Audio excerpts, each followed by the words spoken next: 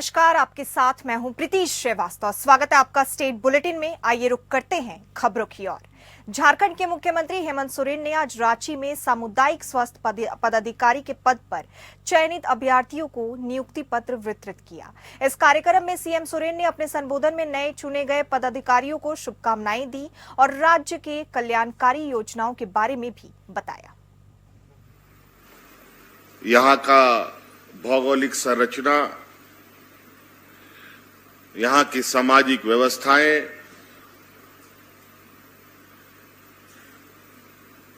यहाँ के लोगों की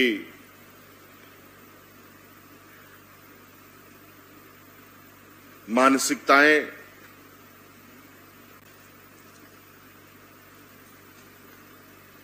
ऐसी हैं जहां आपको यह समझना पड़ेगा कि अपनी स्वास्थ्य सेवा की भूमिका या स्वास्थ्य सेवा को हम कितने सरलता से यहां के लोगों तक पहुंचा पाए। जंगल, पहाड़, नदी, नाला से घिरा हुआ ये राज्य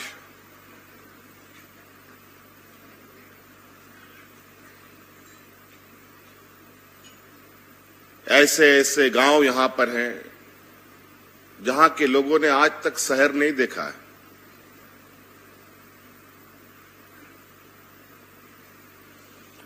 न सरकार की व्यवस्थाओं से उनको बहुत ज्यादा कुछ लेना देना है।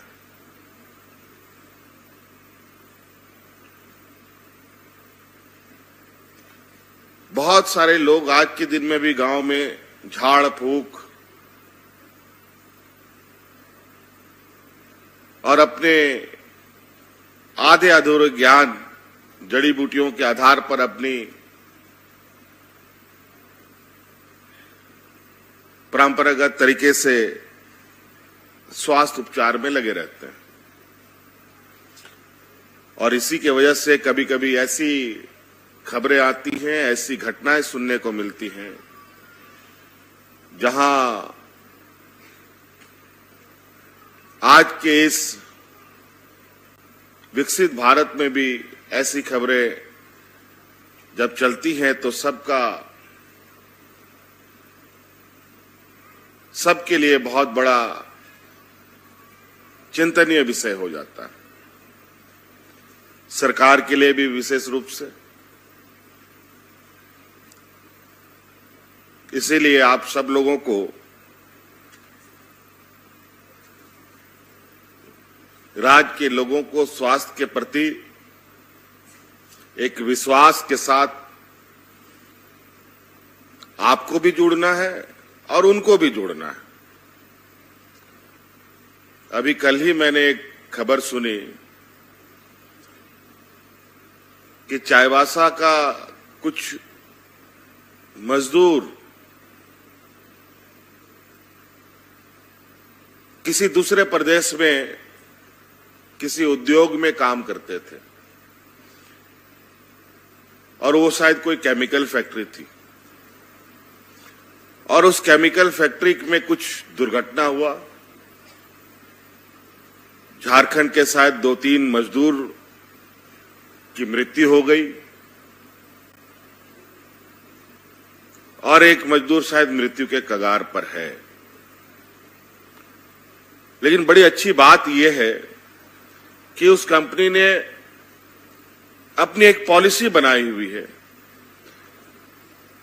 और उसमें यह था कि जो भी मजदूर हमारा मारा जाएगा उसको मुआवजा के तौर पर उनके परिवारजनों को 1 करोड़ रुपया देंगे। बहुत अच्छी बात है। लेकिन आप सुनकर यह हैरान रहेंगे कि इस राज्य के लोग इतने सीधे साधे और भोले भाले लोग, वो कंपनी वाला गांव पहुंचकर उनके परिवारजनों को 1 करोड़ रुपया का जो दस्तावेज दिया, चेक दिया, तो गांव वालों ने कहा कि मुझे ये कागज नहीं चाहिए, मुझे मात्र 10 लाख रुपए दे दो।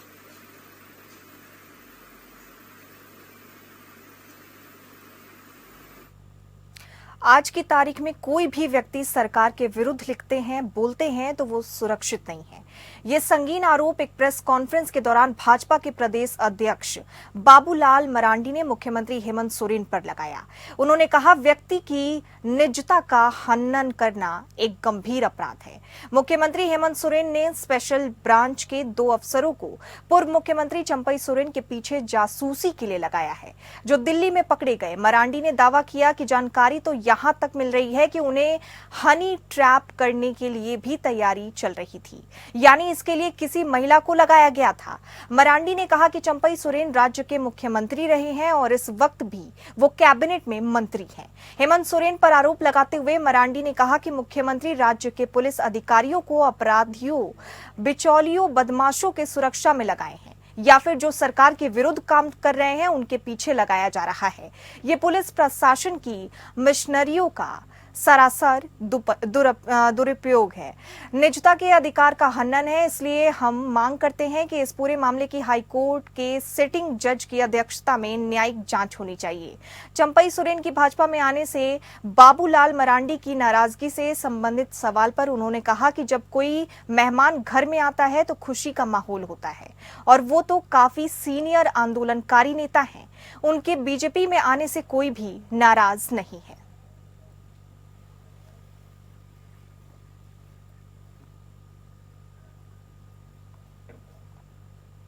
पलामू जिले में आयोजित कांग्रेस के संवाद कार्यक्रम में पार्टी के प्रदेश अध्यक्ष केशव महतो, कमलेश और वित्त मंत्री रामेश्वर उरांव मंच पर नहीं बैठे। टॉप नेताओं ने मंच पर सिर्फ दीप प्रज्वलन किया और नीचे उतर गए। इस दौरान वो नाराज होकर मंच से उतर गए और नीचे ही लगी कुर्सी पर बैठ गए। दरअसल पलामू के टाउन हॉल में कांग्रेस का संवाद कार्यक्रम आयोजित था। गढ़वा में कार्यक्रम में भाग लेने के बाद प्रदेश अध्यक्ष, मंत्री समेत टॉप नेता पलामू के टाउन हॉल पहुंचे थे, जहां मंच पर पहले से ही कई नेता बैठे हुए थे। मंच पर बैठने की बेहद ही कम जगह थी। मंच पर भीड़ को देखकर कांग्रेस प्रदेश अध्यक्ष मंच पर नहीं गए और नीचे बैठ गए। इतना ही नहीं, बाद में भी उन्होंने सिर्फ संवाद कार्यक्रम का उद्घाटन किया और फिर वापस नीचे बैठ गए। हालांकि जब वो मंच से नीचे बैठे तो मंत्री रामेश्वर उरांव ने जिला अध्यक्ष जयेश रंजन पाठक को बुलाया और कहा कि परिपाटी है कि सब लोग नीचे रहते हैं, घोषणा के बाद सभी मंच पर जाते हैं, लेकिन यहाँ हालात है कि मंच पर जगह ही नहीं है तो लोग कहां बैठेंगे। बाद में प्रदेश अध्यक्ष केशव महतो, कमलेश ने जिला अध्यक्ष को बुलाया और कहा कि वो मंच के नीचे से ही कार्यक्रम में भाग लेंगे। इस दौरान पूर्व मंत्री चंद्रशेखर दुबे उर्फ ददई दुबे, KN त्रिपाठी समेत कई नेता मौजूद थे।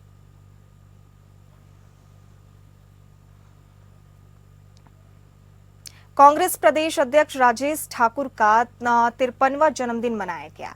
इसको लेकर राजेश ठाकुर का उनके गृह जिला बोकारो में चास नगर अध्यक्ष गौरव राय ने उनका जन्मदिन मनाया। इस मौके पर कांग्रेस के नेता समेत अन्य लोग मौजूद रहे। इस दौरान केक काटकर राजेश ठाकुर ने एक दूसरे को केक खिलाते हुए जन्मदिन मनाया और इस दौरान उपस्थित लोगों ने उनके दीर्घायु होने की शुभकामना दी। राजेश ठाकुर ने कहा कि जिस तरह से लोगों का समर्थन और प्यार मिलता है, इस तरह हमेशा मिलता रहे।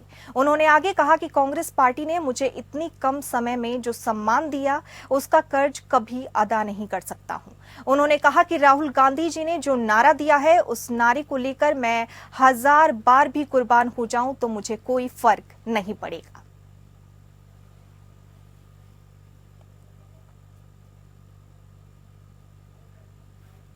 देखिए, जन्मदिन में लोगों का आशीर्वाद मिले, जो पहले सहयोग और समर्थन मिलता रहा है वो मिले, यही हमारे लिए जन्मदिन का सबसे बड़ा उपहार है। और जितना कांग्रेस पार्टी ने मुझे उपहार के तौर पे दिया है, मैं समझता हूं मैं बहुत भाग्यशाली व्यक्ति हूं। आपने देखा था 3 साल पहले इसी जन्मदिन की पूर्व संध्या पर मुझे अध्यक्ष बनाया गया था और 3 साल तक मुझे सेवा करने का मौका दिया, लोगों के बीच रहने का मौका दिया। यही मेरे लिए सबसे बड़ा उपहार है और उस उपहार की बदौलत आगे भी लोगों के बीच बना रहूंगा, सबके सुख दुख में शामिल रहूंगा। कार्यकर्ताओं को कहेंगे कि आपको जिस तरह समर्थन मिला उस तरह प्रदेश अध्यक्ष, नए प्रदेश अध्यक्ष। बिल्कुल, हमने साफ शब्दों में कहा है कि जो आदरणीय राहुल गांधी जी ने बात कही है कि जिसकी जितनी आबादी उसकी उतनी हिस्सेदारी, उस बात को पूरा करने के लिए अगर 100 बार कुर्बान होना पड़ेगा तो होऊंगा। महिला सुरक्षा और महिला थानों में सुविधा की समीक्षा को लेकर उत्तरी छोटा नागपुर जोन में आईजी और माइकल राज ने जोन के 11 महिला थाना प्रभारियों के साथ बोकारो एसपी कार्यालय सभागार में समीक्षा बैठक की। इस समीक्षा बैठक में एसपी बोकारो पूज्य प्रकाश मुख्यालय, डीएसपी बोकारो अनिमेश गुप्ता भी मौजूद रहे। आईजी ने सभी 11 महिला थाना में सुविधा सहित दर्ज मामलों को लेकर समीक्षा की। आईजी ने मीडिया से बात करते हुए कहा कि थाने में सुविधा दर्ज मामलों को लेकर प्रगति और महिला सुरक्षा को लेकर की जाने वाली तैयारियों को लेकर सभी से जानकारी प्राप्त की। उन्होंने कहा कि महिला सुरक्षा हमारी प्राथमिकता है। जो महिलाएं थाने में आती हैं उसको कोई असुविधा ना हो, इसको लेकर भी जानकारी ली गई। जानकारी के अभाव में जो महिला अपराध हो रहे हैं उसके लिए जागरूकता अभियान चलाना भी जरूरी है। तो हम लोग का जो जोन में टोटल 11 महिला थाना है। वो महिला थाना प्रभारी को हमने बुला के अभी एक रिव्यू कर रहे हैं। इसमें मुख्य उद्देश्य ये है कि जो महिला थाना कार्यरत है उसका जो सुविधा वगैरह है, जो कमी पाया गया है, उसको ठीक करवाने के लिए हमारा उद्देश्य है। साथ ही साथ जो महिला थाना पर जो भी पब्लिक आते हैं अपना समस्या को लेके, उसमें समाधान सही तरीके से हो, समय पर हो, इस संबंध में भी हमने दिशा निर्देश दे रहे हैं। जो हमारा अभी फोकस है कि जो महिला से संबंधित जो अपराध वगैरह हो रहा है, कई अपराध ऐसे भी हो रहा है जानकारी के अभाव में हो रहा है। तो अवेयरनेस सबसे बड़ा चीज़ है कि महिला एवं स्कूल बच्चे, ये सबका अवेयरनेस क्रिएट करना भी एक काम है। बोकारो जिले में कल हुए मतदाता सूची के अंतिम प्रकाशन में बोकारो जिले में 14,826 नए मतदाता को जोड़ने का काम किया गया, जिसमें 18 से 19 साल के फर्स्ट टाइम वोटर की संख्या 7,901 है। इसकी जानकारी बोकारो डीसी विजया धावन ने दी है।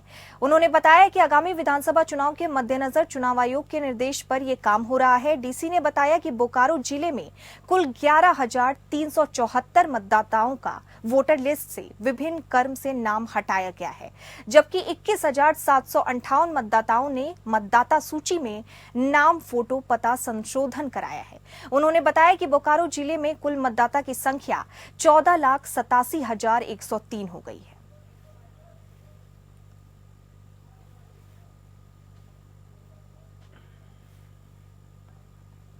7/2024 से लेके 27 अगस्त 2024 तक जो सेकंड एसएसआर का काम हुआ, उसके तहत इस जिले में कुल 14,826 नए मतदाता हम लोगों ने इसमें जोड़े हुए हैं, जिसमें 18 से 19 इस उम्र के, अगर आप इस आयु गट के देखते हैं तो 7,901 मतदाता है जो नए फ्रेश वोटर्स के तहत जुड़े गए हैं।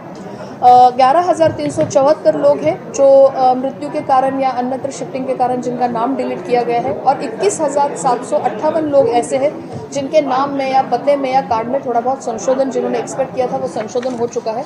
मेरा सभी वोटर्स से ये अनुरोध है कि कृपया वोटर हेल्पलाइन ऐप को आप डाउनलोड करें प्ले स्टोर से। अपना नाम, अपना पूर्ण नाम, अपना पता, अपने अन्य फैमिली मेंबर्स का भी उसी मतदान केंद्र में नाम है कि नहीं ये ज़रूर देखें।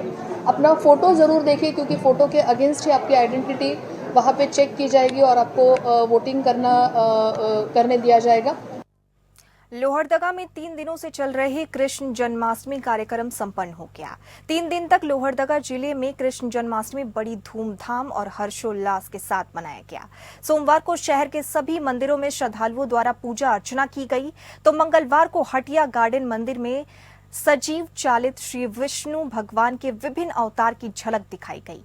वहीं मनोकामना सिद्धि दुर्गा मंदिर में योगी सेना के नेतृत्व में मटकी हांडी फोड़ कार्यक्रम आयोजित किया गया, जिसमें हजारीबाग के हिंदू धर्म प्रचारक अमन कुमार मुख्य अतिथि के रूप में शामिल हुए। वहीं बुधवार को बड़ा हनुमान मंदिर के सामने जय श्री राम समिति के नेतृत्व में दही मटकी हांडी फोड़ प्रतियोगिता का आयोजन किया गया, जिसमें मांडर की से आई महिला ग्रुप के सदस्यों ने 53 सेकंड के पलक झपकते ही 20 फीट ऊंचाई में लटक कर गए मटकी को फोड़ दिया। वहीं रात के मंदिरों से आए पुरुष ग्रुप के सदस्यों ने 22 फीट की ऊंचाई में लटके मटकी को 1 मिनट 8 सेकंड में फोड़ दिया। मौके पर प्रदेश के कई हिंदू एकता मंच और हिंदू संगठन के गणमान्य मौजूद थे। छत्तीसगढ़ के नारायणपुर में एक मुठभेड़ में 3 महिला नक्सलियों को मारा गया। जवानों को मौके से भारी मात्रा में हथियार मिले हैं। जानकारी के अनुसार डीआरजी, एसटीएफ और बीएसएफ की संयुक्त टीम गश्त पर निकली थी, जहां नक्सलियों ने उनकी टीम पर हमला बोल दिया। इसके जवाब में जवानों ने 3 नक्सलियों को ढेर कर दिया। जानकारी के अनुसार ये मुठभेड़ नारायणपुर कानकेर बॉर्डर पर हुई, जहां नक्सलियों की मौजूदगी का इनपुट मिलने के बाद जवानों ने सर्च ऑपरेशन चलाया था। ये मुठभेड़ गुरुवार की सुबह 8 बजे शुरू हुई। इस मुठभेड़ में सभी जवान सुरक्षित हैं और अभी सर्च ऑपरेशन जारी है। गृह मंत्री अमित शाह ने हाल ही में नक्सलवाद को लेकर बड़ा बयान दिया था। उन्होंने कहा था कि मार्च 2025 तक देश से नक्सलवाद का सफाया हो जाएगा। उन्होंने कहा कि नक्सलवाद पर आखिरी हमला करने के लिए एक मजबूत रणनीति की जरूरत है। अमित शाह ने नक्सलियों से हथियार डालकर सरेंडर करने को भी कहा। साथ ही ये भी बताया कि छत्तीसगढ़ में 1-2 महीने में नई सरेंडर पॉलिसी की घोषणा की जाएगी। इस वक्त छत्तीसगढ़ ही ऐसा राज्य है जो नक्सलवाद से सबसे ज्यादा प्रभावित है।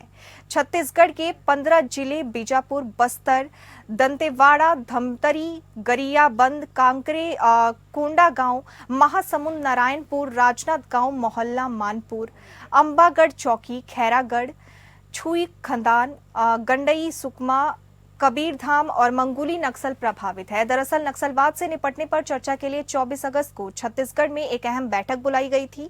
इस बैठक में सभी राज्यों में डीजी और चीफ सेक्रेटरी को भी बुलाया गया था। इसी मीटिंग में अमित शाह ने कहा कि मार्च 2026 तक नक्सलवाद का सफाया कर दिया जाएगा।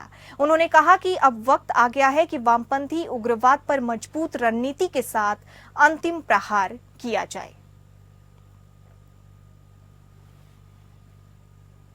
छत्तीसगढ़ के मुख्यमंत्री विष्णुदेव साय उड़ीसा के सुंदरगढ़ जिले के ग्राम केंदुदीही पहुंचकर वहां केंद्रीय जनजातीय कार्य मंत्री जुएल उरांव की धर्मपत्नी झिंगिया उरांव के श्रद्धांजलि कार्यक्रम में शामिल हुए। उन्होंने स्वर्गीय झिंगिया उरांव के चित्र पर पुष्प अर्पित कर उन्हें श्रद्धांजलि अर्पित की। मुख्यमंत्री साय ने जुएल उरांव के उनके परिजनों से मिलकर शोक संवेदना प्रकट की। मुख्यमंत्री विष्णुदेव साय ने इस अवसर पर कहा कि स्वर्गीय अटल बिहारी वाजपेयी जब साल 1999 में प्रधानमंत्री बने तो उन्होंने पहली बार आदिम जाति कल्याण मंत्रालय का गठन किया। इस मंत्रालय के पहले मंत्री जुएल उरांव बने। उन्होंने उरांव के साथ अपने घनिष्ठ संबंधों को याद करते हुए कहा कि जुएल उरांव उनके बड़े भाई जैसे हैं। मुख्यमंत्री साय जब सांसद थे तब उरांव ने उनके संसदीय क्षेत्र में उनके विकास कार्यों के लिए राशि दी थी। इस अवसर पर छत्तीसगढ़ के कृषि और आदिम जाति कल्याण मंत्री रामविचार नेताम, पूर्व मंत्री लता उसेंडी भी मुख्यमंत्री के साथ थी। क्रियाक्रम में शामिल होने हमारे साथ हमारे प्रदेश के कृषि और ट्रैवल मंत्री श्री रामविचार नेताम जी आए हैं और राष्ट्रीय उपाध्यक्ष बीजेपी श्री लता उसेंडी जी जो उड़ीसा संगठन की सह प्रभारी भी है वो भी आई हैं और जुएल जी का बहुत आशीर्वाद रहा। 99 में पहली बार हम भी सांसद बने, अटल जी प्रधानमंत्री बने तो अटल जी पहली बार आदिम जाति कल्याण मंत्रालय का गठन भारत सरकार में किए और पहले मंत्री श्री जुएल उरांव जी बने और उनका हमको मतलब वो बड़े भाई की तरह थे और हमारे क्षेत्र में, हमारे लोकसभा क्षेत्र में बहुत उन्होंने पैसा दिया पुल पुलिया के लिए। हमारे क्षेत्र में अनेकों नदी नाले थे, उसमें पुल का निर्माण उन्होंने कराया और बोलते थे कि विष्णु जितना पैसा लेना है ले जाओ। बहुत उनका आशीर्वाद हमको मिला, बड़े भाई की तरह उनका प्यार। भारतीय जनता पार्टी के प्रदेश अध्यक्ष किरण सिंह देव ने कहा कि भाजपा विश्व में एकमात्र ऐसा राजनीतिक दल है जिसके 1 जनवरी से लेकर 31 दिसंबर संगठन की कार्य योजना के अनुसार कार्यक्रम होते हैं और उसका परिणाम आज ये है कि हम पूरी दुनिया में सबसे बड़े राजनीतिक दल के रूप में खड़े हैं। मोर्चा के सभी अध्यक्षों ने अपना लक्ष्य निर्धारित किया। बीच में कोरोना के कारण और चुनाव के कारण हमारा अभियान अब फिर शुरू हो रहा है। हमको सदस्य बनना है और बनाना भी है। देव भाजपा सदस्यता अभियान के परिप्रेक्ष्य में प्रदेश के सभी जिलों के भाजपा मोर्चा पदाधिकारियों की एक वृहद बैठक बुधवार को कुशाभाऊ ठाकरे परिसर स्थित भाजपा प्रदेश कार्यालय में संबोधित कर रहे थे।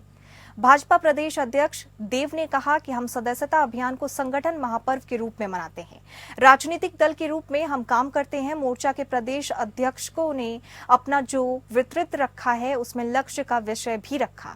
हम ऐसी कार्य योजना बनाने जा रहे हैं। देव ने कहा कि सभी मोर्चा अध्यक्ष इस विषय को 2-3 दिन के अंदर अपनी कार्य योजना का पूरा खाका तैयार करें, क्योंकि 2 तारीख को प्रधानमंत्री और राष्ट्रीय अध्यक्ष छत्तीसगढ़ में मुख्यमंत्री के सदस्य बनने से यहां से शुरुआत होगी। 4 तारीख से जिलों के सदस्यता अभियान में सभी मोर्चा के उस जिले में रहने वाले सभी पदाधिकारी कार्य समिति के सदस्य एक साथ पूरे 35 जिलों में सदस्यता अभियान की शुरुआत एक साथ करेंगे। ऐसा तो उनको बोलना भी नहीं चाहिए, और ये जरूरी नहीं है कि राजनीति के क्षेत्र में हर विषय पर कोई टिप्पणी की जाए। और सभी का सम्मान है, सभी इस काम में लगे भी हैं, और जिनकी जैसी क्षमता है उस हिसाब से भारतीय जनता पार्टी सभी से अपना और संगठन में काम करने के लिए उनका सहयोग भी ले रही है, उनको सहयोग भी प्रदान कर रही है। अब सवाल ये है कि कांग्रेस में तो कोई जा नहीं रहा है। भारतीय जनता पार्टी में जिस लक्ष्य को लेकर भारतीय जनता पार्टी की डबल इंजन की सरकार काम कर रही है, और पूरे विकास को फोकस करके उस दृष्टि से सभी का और विश्वास भारतीय जनता पार्टी के प्रति बढ़ा है। और निश्चित रूप से जो हमारे न सिर्फ कांग्रेस से बल्कि जो भी हमारे नए और विभिन्न राजनीतिक दल हो या विभिन्न समाज वर्ग से लोगों ने भारतीय जनता पार्टी पर विश्वास व्यक्त किया है, उनको निश्चित रूप से भारतीय जनता पार्टी अपने संगठन के कार्यों के साथ जोड़ रही है। प्रदेश कांग्रेस अध्यक्ष दीपक बैज ने कहा कि भिलाई 3 में शांतिपूर्ण ढंग से विरोध प्रदर्शन करते ज्ञापन देने जा रहे कांग्रेस कार्यकर्ताओं पर पुलिस ने जिस तरह से लाठी चार्ज किया वो दमन की कार्रवाई है। उन्होंने कहा कि लोकतंत्र में विरोध प्रदर्शन सबका अधिकार है और ऐसे प्रदर्शन से सत्तारूढ़ भाजपा को विचलित होकर गैर लोकतांत्रिक कदम नहीं उठाना चाहिए। प्रदेश कांग्रेस अध्यक्ष दीपक बैज ने कहा कि भिलाई 3 में पूर्व मुख्यमंत्री भूपेश बघेल की सुरक्षा में बजरंग दल के गुंडा तत्व ने जिस तरह से सेंध लगाई वो चिंता की बात है। सुरक्षा में गंभीर सेंध पर पुलिस की ओर से कोई कार्रवाई न किए जाने पर कांग्रेस की ओर से धरना दिया गया था और थाने में जाकर पुलिस को ज्ञापन देना था। जिस तरह से आज हमारे भिलाई में हमारे कांग्रेस के कार्यकर्ताओं के ऊपर लाठीचार्ज किया गया, निश्चित रूप से इसका मैं घोर विरोध करता हूं, घोर निंदा करता हूं। शासन प्रशासन अपनी नाकामियों को छुपाने के लिए, अपराध को रोकने के बजाय व्यक्तिगत हमले कर रहे हैं। निश्चित रूप से इस वक्त कांग्रेस पार्टी विरोध करती है और आने वाला समय में अगर इसी तरह शासन गुंडाराज स्थापित करती है, निश्चित रूप से कांग्रेस पार्टी फिर से जन आंदोलन खड़े करेगी। और आज का लाठीचार्ज कांग्रेस पार्टी इसका पुरजोर विरोध करती है और निंदा करती है। छत्तीसगढ़ के पूर्व मुख्यमंत्री भूपेश बघेल के काफिले को रोकने का मामला अब तूल पकड़ता जा रहा है। इस मामले में सोमवार को भिलाई 3 थाने में जमकर हंगामा हुआ। छावनी सीएसपी हरीश पाटिल ने बताया कि भूपेश बघेल के कारकेड को रोकने के मामले में कुछ लोगों का नाम सामने आया था, जिसमें एक आरोपी अमित लखवानी मार्केट में घूम रहा था। इसी दौरान कांग्रेस कार्यकर्ता और सभापति कृष्णा चंद्राकर ने लखवानी को मार्केट से उठाया और अपनी गाड़ी में बिठाकर भिलाई 3 थाना क्षेत्र लेकर आ गए। इसी मामले को लेकर भाजपा नेता थाने पहुंचे और अमित लखवानी की तरफ से सभापति कृष्णा चंद्राकर और दूसरे कांग्रेस नेताओं के खिलाफ एफआईआर दर्ज कराई।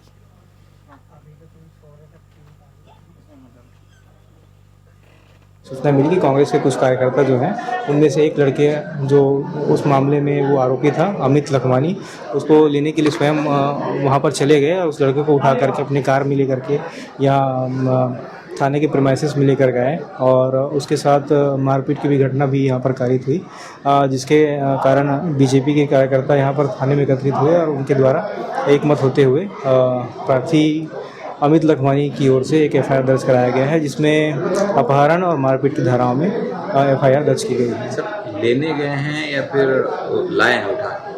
देखिए, जिस तरह से मैंने अभी बताया कि अपहरण और मारपीट की धाराओं में ये एफआईआर दर्ज हुआ है, तो उसमें स्पष्ट रूप से यही था कि इस लड़के को बलात्पूर्वक उसको उठाया गया है, जिसके कारण अपहरण की इसमें धारा जुड़ी गई है। इसमें कृष्णा चंद्राकर हैं जो कि यहाँ नगर निगम के सभापति हैं, उनके साथ 6-7 और अन्य हैं जो कि कांग्रेस के ही सदस्य हैं। भिलाई 3 थाना क्षेत्र में प्रदर्शन करने पहुंचे कांग्रेसियों पर पुलिस ने जमकर लाठियां भाजी है। पूर्व मुख्यमंत्री भूपेश बघेल के काफिले से बदसलूकी की घटना के बाद कांग्रेस भाजपाइयों में जंग छिड़ी हुई है।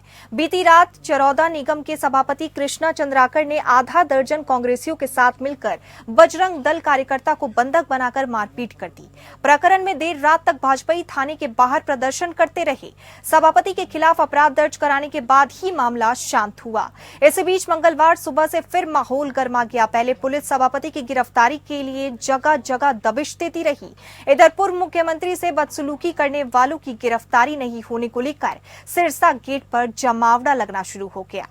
इधर पुलिस कप्तान जितेंद्र शुक्ला भी उससे पहले भिलाई 3 थाना खुद मोर्चा संभालने पहुंच गए। इस बीच जैसे ही कांग्रेसी उग्र होकर थाने का घेराव करने के लिए आगे बढ़े तो पुलिस ने लाठी चार्ज शुरू कर दिया, जिसमें दर्जन भर से ज्यादा लोग घायल हो गए। अभी भी तनाव की स्थिति बनी हुई है। बताने की कोशिश कर रहे थे। आज जो उनके गुंडे हैं वो बजरंग दल के साथियों को किडनैप करने का काम उन्होंने किया।